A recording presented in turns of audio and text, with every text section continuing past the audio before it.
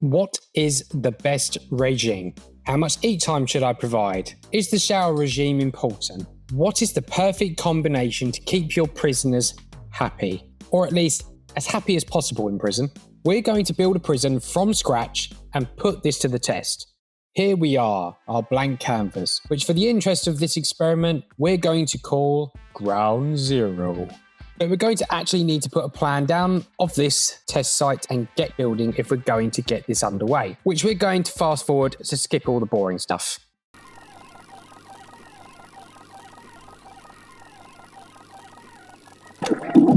Now all the boring stuff is out of the way, we can get this bad boy built.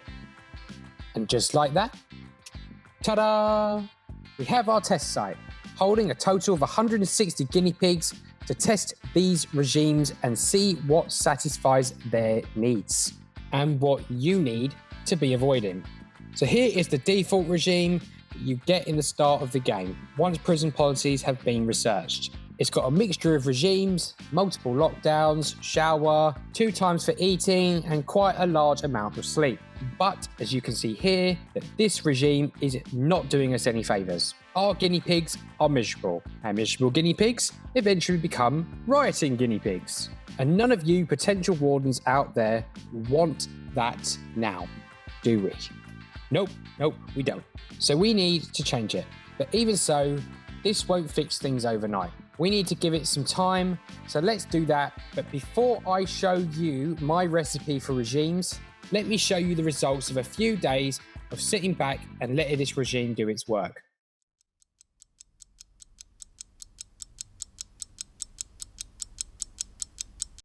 And we made it. Admittedly, it was more than a few days, but nonetheless, you can see the results.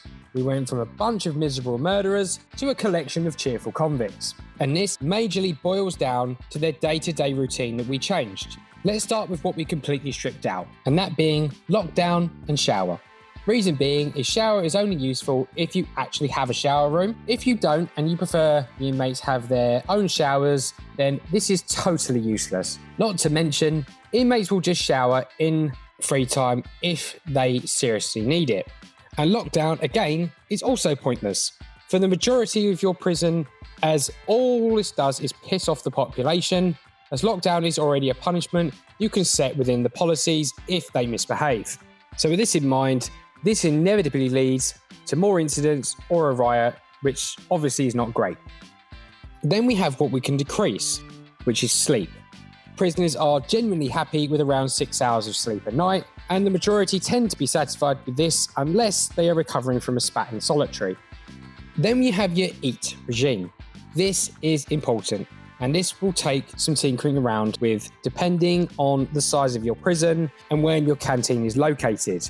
In this instance, it's located fairly in between both sets of cells, but because of the sheer amount of prisoners eating all at once, I chose to give them at least a double eat slot. In mine, I chose to give them 3, primarily because I noticed that not all of them were being fulfilled during these eat time periods because of the space in the canteen, or rather available seats and food to go around. Once this was added to the morning and the evening slots, this made a big difference. And between 18 to 90% were being satisfied, which is exactly what we're after. Next is free time. You need to be giving them a reasonable amount of free time, otherwise they will just play up. In this, I gave them at least 4 hours of free time throughout the day. This will give them plenty of time to see family, chill in the common room, work out in the yard, and so on.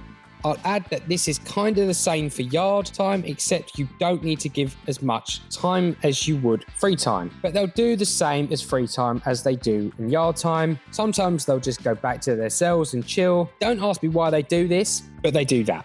Last but not least, we have work, or work and free time. I gave this 4 hours for multiple reasons. 1, being that you need to give enough time to reach their respective jobs. 2 is that 4 hours gives enough time to actually do the job. If you do an hour at a time, you'll find they literally get to the cleaning cupboard, for example, and the shift ends as they reach there, so then they just disappear. So you don't get anything out of it. So at least 3 hours is good for that reason.